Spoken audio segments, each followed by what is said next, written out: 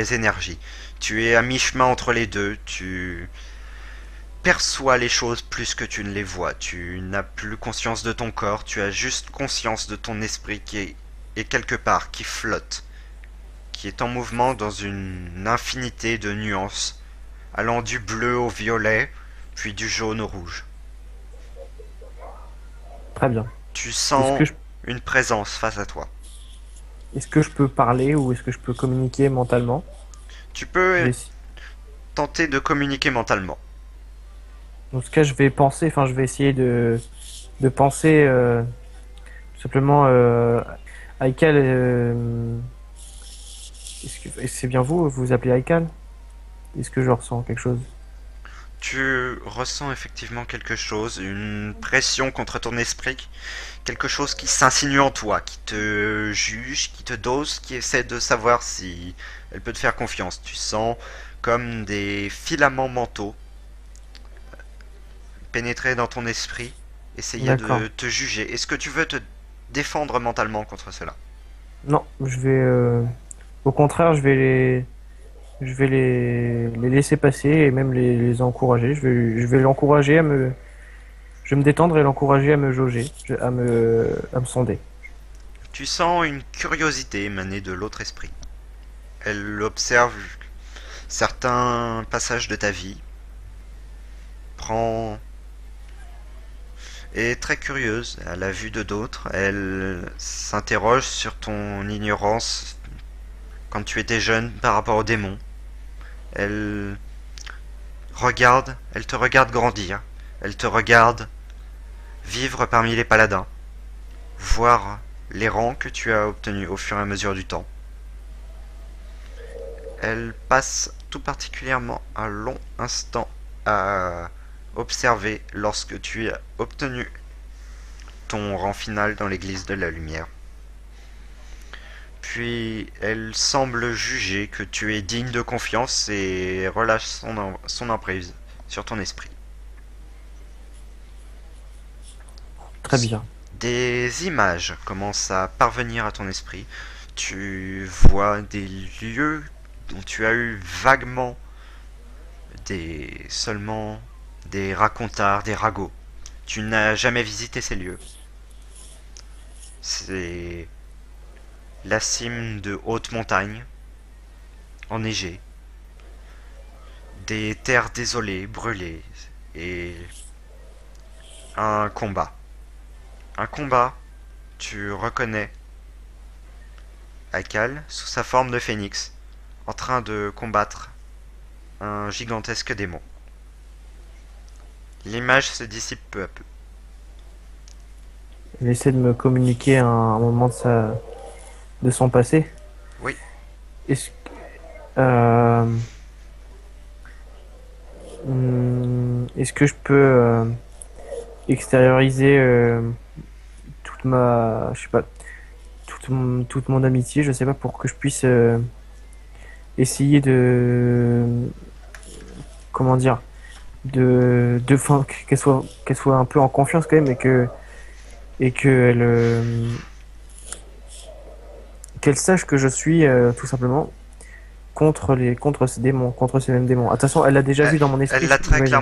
elle l'a très clairement compris, étant donné qu'elle a passé ton esprit au peigne fin, elle a cherché à te connaître, toi, juger si elle pouvait te faire confiance. Elle a visiblement décidé de te faire confiance, étant donné qu'elle a partagé quelques instants de sa vie avec toi, mentalement. Très bien, alors je vais lui dire, enfin je vais pas lui dire, mais je vais penser très fort. Voulez-vous combattre? Tu sens une vague d'espoir irradier depuis ce qui lui tient lieu d'esprit, visiblement. Et tu ressens toutefois que un sentiment qui est une grande exténuation, un énorme manque de force qu'il faudrait pouvoir combler. Est-ce qu'elle elle me donne pas le moindre indice sur quelque chose qu'elle a besoin ou alors est-ce que une exténuation, je sais pas, elle me donne pas Tu, le moindre. entends l'écho d'une voix étrange. Tu essaies de te concentrer encore plus pour essayer de saisir les mots, mais ce sont des mots qui sont dans une langue que tu ne parles pas. Effectivement, ça me donne pas grand-chose. Dans ce cas, j'ai pas le moindre indice sur que faire, donc je ne sais même pas si je dois, euh, enfin, si je dois, on doit lui demander de combattre ou si on doit juste, je sais pas, on pourra pas tout le temps lui parler. Elle parle pas notre langue. Du coup, si jamais tout ce qu'elle peut me dire, c'est qu'elle est ennemie des démons et qu'elle a déjà combattu dans le passé, ça me donne pas grand-chose. Donc, je vais juste lui adresser ma confiance. Très bien. Elle te fait suggérer par des images de son passé qu'elle est une créature qui est constituée en quelque sorte d'énergie, mais pas l'énergie dans la nature telle que on la connaît actuellement. C'est-à-dire qu'actuellement, l'énergie est scindée en plusieurs catégories. Il y a l'énergie de la lumière, l'énergie de l'obscurité, l'énergie de la lune, l'énergie de la nature, et ainsi qu'un grand nombre d'autres énergies. L'énergie est fragmentée, divisée en petites portions. Et il y a l'énergie brute qui refuse visiblement d'être contrôlée. Là, tu sens que c'est plus l'énergie dans son ensemble qui la constitue. D'accord. Elle te fait également comprendre qu'elle est une créature ancienne.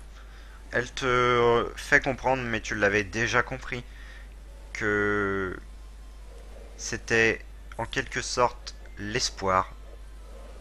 Et quel Ouais. était l'espoir? Et également qu'elle s'appelle Aikal. Mais c'est tout ce que tu arrives à deviner. Des successions d'images quelque peu ondoyantes qui arrivent à ton esprit. D'accord. Erin, tu reviens à toi, les sens te reviennent, tu commences à reprendre conscience de ton environnement et tu tombes à terre. D'accord. Tu te sens épuisé. Taros se tourne vers toi et te regarde. Les deux cons. Viens dormir avec moi. Hmm. Luanelia tourne la tête dans ta direction. Bah, je vais essayer. Je sais pas, je vais regarder autour de moi. Je vais essayer de me relever déjà. Oui, tu y arrives. Très bien. Bah, je vais leur dire que j'ai vu aussi. J'ai pu communiquer avec Akal À ce et que moment, c'est. avant que tu puisses leur confier quoi que ce soit, tu entends un râle qui provient de cette direction. D'accord. Donc ça doit être Fess. Du coup, La bah, vous prêtresse pouvez me dire. relève légèrement sa robe pour pouvoir marcher plus vite et fonce en poussant Taros vers Ikfes. Erin, qu'est-ce que tu fais? Moi, je m'approche. Hein, je vais voir directement qu'est-ce qui se passe. Du coup, est-ce que je vois quelque chose Oui, son visage est devenu totalement livide, de la bave avec cette teinte toujours violette coule cette fois-ci abondamment le long de ses joues et il est parcouru de spasmes très violents. Ah oui, c'est le décès, quoi. Qu'est-ce que dit l'infirmière, enfin la prêtresse, Il a pardon. peut-être mangé trop de murs. Non, c'est le poison là. Non, c'est le poison là. L'infirmière ne dit rien, elle tente, Il a- De elle lui dit des paroles apaisantes et maintient ses bras. toute façon, s'il a des spasmes, c'est des spasmes, il est mort déjà. Hein. C'est des spasmes post-mortem, je sais pas comment dire. Bah, Post-traumatique. non, mais genre, c'est des muscles. Bah, j'imagine que je vais regarder la scène. Il y a plus rien à faire là. Sa C'est tête se foutre. penche sur le côté. Il crache du sang. Les épées. Je vais remettre sa tête, je vais remettre sa tête droite. Je vais remettre bien sa tête. Qu'il soit bien quand même. De toute façon, il. Sa tête reste rivée dans cette direction. Tu essaies de la remettre droite, mais elle reste rivée dans la direction de la créature. D'accord. Est-ce qu'il est. Il a l'air de le regarder. Comment ça? Je peux plus la bouger sa tête? Non, son corps est...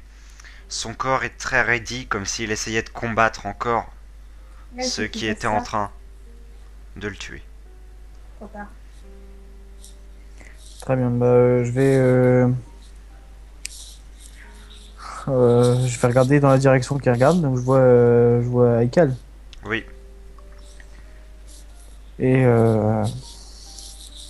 comment il. Bah déjà, ça veut dire il a vu qu'il avait pas, il avait pas fait ça pour rien, donc c'est déjà bien. Est-ce que je vois une sorte d'espoir dans ses yeux ou quelque chose comme ça? tu vois effectivement une Même certaine si forme de... soulagement. presque de soulagement, oui.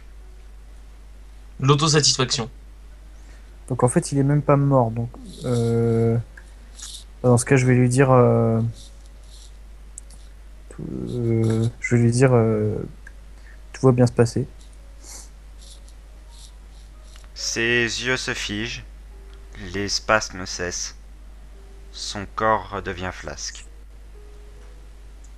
C'est la mort. Je vais tâter son pouls. Il n'en a plus. Voilà. D'accord. Bah va falloir. Je vais, euh, je vais attendre pendant une minute comme ça, mais sans rien dire. Et puis après, je pense que je vais demander à l'infirmière, enfin à la prêtresse, comment il va être inhumé, quoi, tout simplement. Aedirn, est-ce que tu as conscience de la scène ou est-ce que tu es déjà en train de dormir? Je suis un peu comateux en fait. Tu vois ce que je veux dire? Genre Oui. je suis un peu en mode. Mais je tilte. Mais genre je comprends pas tout, tu vois. Tu J'ai des tiltes, petits. t'as quand même conscience de ce qui s'est passé. J'ai des petits bouts de phrases. Mais j'ai pas trop compris qu'il est mort. Très bien. J'ai juste compris qu'il c'est la merde. Mais pour l'instant je suis un peu comateux. Je vais te demander de décrire personnellement ce que tu ressens à la mort d'Ikfes. Euh, Bien sûr, même si je le connaissais pas depuis longtemps, et même si je le faisais pas vraiment confiance parce il m'a plusieurs il m'a parfois traité avec une très légère condescendance. Bon, ça, j'avais l'habitude en tant que nain, en tant qu'exodare, mais et même s'il pratiquait pour moi une sorte de magie qui n'était pas très conventionnelle, qui n'était pas celle que je prêchais, il avait quand même donné sa vie. Il avait prouvé qu'il était capable de faire des choses et il a réussi à sortir une créature qui apparemment est très très très intéressante, qui a l'air très ancienne et il a donné sa vie à ça et je respecte ça, ce qui fait que je me sens pas triste, mais je suis désolé qu'il soit mort. Je me sens pas triste parce qu'il a fait ce qu'il voulait faire. Voilà. Il a quand même abouti dans son action. Donc je vais faire en sorte que son action soit pas inutile. Tu entends, alors que tu es comateux, Taros s'avancer vers toi. Bon. Je vais faire. Comment dire? Je vais faire mine de pas ne de ne l'avoir pas remarqué. Il pose la main sur ton épaule et dit: Je suis désolé pour votre ami. Bof, je vais le regarder, je vais faire. Très bien. Tu prends tout de même conscience qu'il est arrivé quelque chose à Ikfes. Oui, à Tu, quelqu'un, je sais même pas qui. tu te doutes tout de même d'après... Tu as quand même entendu le râle, tu as vu un petit peu de mouvement alors que tu es comateux. Donc en rassemblant ces quelques éléments, tu arrives tout de même à te dire que Ikfes a dû mourir. Très bien. Je vais te demander, de manière très personnelle, ce que ton personnage ressent. Personnage, il est fait comme ça, j'y peux rien.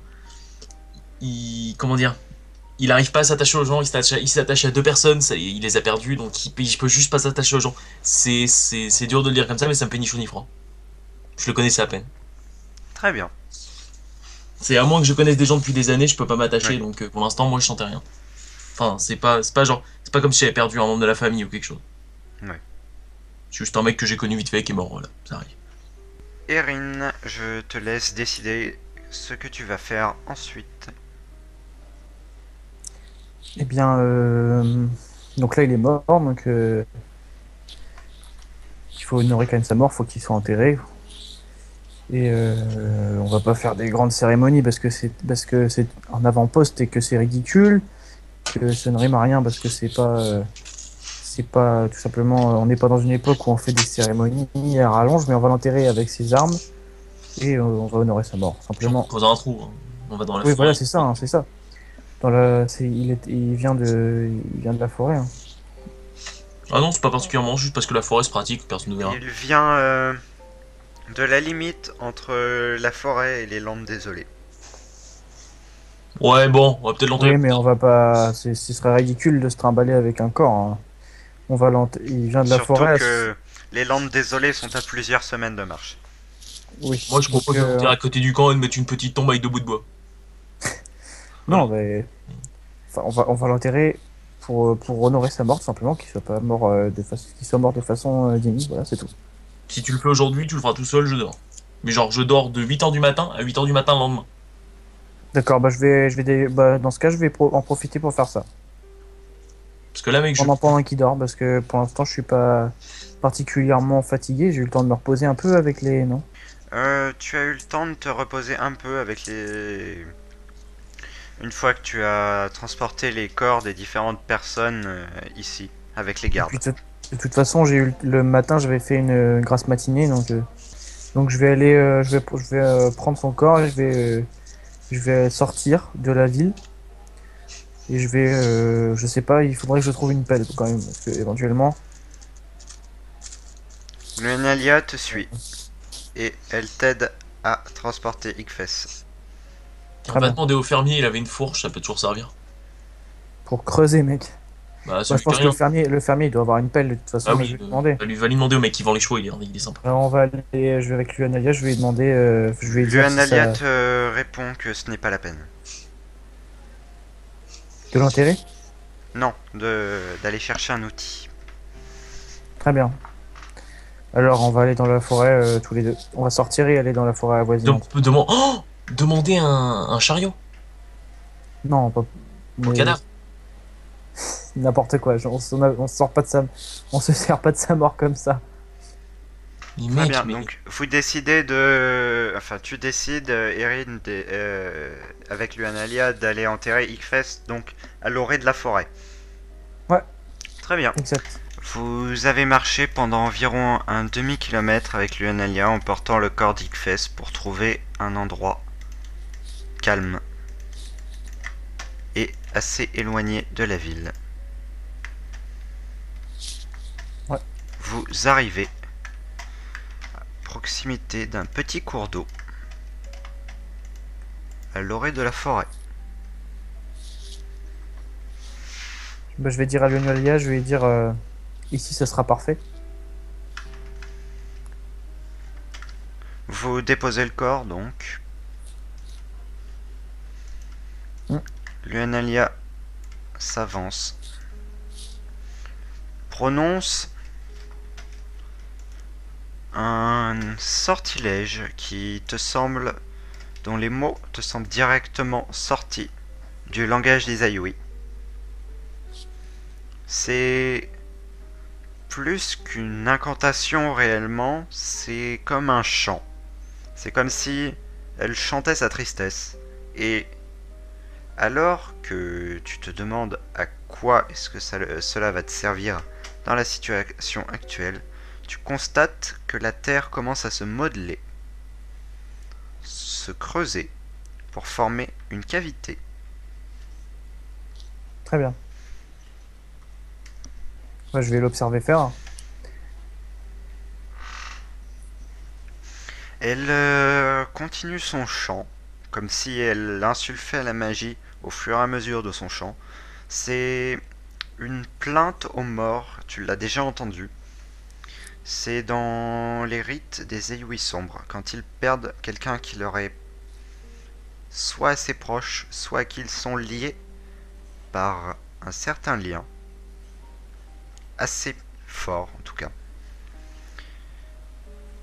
Et c'est en insufflant de l'énergie dans ses paroles qu'elle arrive à creuser le puits. D'accord.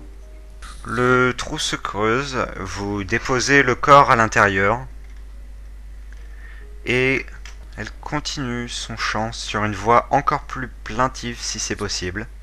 Le corps d'Ickfess repose au fond du trou. La terre et les roches se remodèlent au-dessus de lui D'accord. pour former une plaque à l'effigie d'Ickfess. Luanalia a un geste qui te surprend quelque peu. Elle s'agenouille au pied de la tombe qu'elle vient de former avec sa magie Mhm. et pose la main entre douceur et respect sur la tombe d'Ickfess. Très bien, c'est. Je vais la laisser faire, hein. Je vais pas. Je vais la laisser faire, je vais la regarder. Elle reste pendant quelques instants comme ça, puis se relève. Je vais pas lui poser des questions, ce serait mal placé, donc je vais simplement la regarder faire. Et regarder la tombe avec respect. Est-ce que tu fais quelque chose de particulier à la tombe? Non, une fois qu'elle a terminé, j'y vais. Très bien. Tu veux retourner vers la ville ou faire quelque chose d'autre? Euh, Sachant qu'Aedirn est en train de dormir, qui se réveillera le lendemain sans doute. Je vais m'éloigner un peu de la zone avec Luanalia ou alors rester ici et lui demander, dans ce cas, après une fois elle sera éloignée, hein, hors du contexte, de l'enterrement, je veux dire, lui Oui. demander quand même si elle compte reprendre la route, qu'est-ce qu'elle pense qu'est-ce qu'elle pense de la créature Aikal. Très bien. Luanalia te propose de monter en quelque sorte un camp de l'autre côté de la rivière pour rester un peu ici, mais toutefois prendre ses distances avec la tombe. Oui, oui, c'est ce qu'il y a de mieux à faire. Donc je vais lui dire oui, et je vais partir de l'autre côté de la rivière. Et je vais commencer à récupérer des branchages pour organiser un feu.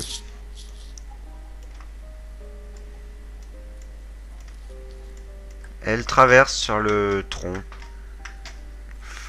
qui est tombé par-dessus la rivière. Donc je Elle la t'aide suis. à récupérer quelques brindilles. Et on va faire un feu dans ce cas. Encore une Ici. fois, elle semble puiser dans sa magie et alors que tu apportes les dernières brindilles, elle projette une petite explosion de feu qui vient allumer le feu. Je vais inviter à s'asseoir, je sais pas si elle veut bien s'asseoir sur le caillou, je sais pas. Luanalia s'assoit en tailleur dans l'herbe. Et dans ce cas, je vais me mettre sur le caillou. Très bien. Et je vais lui demander si on peut parler déjà et est-ce qu'on peut parler. Elle te semble un peu attristée sous le choc de la mort d'Ickfest, mais elle te répond que oui. Que pensez-vous qu'on doit faire maintenant?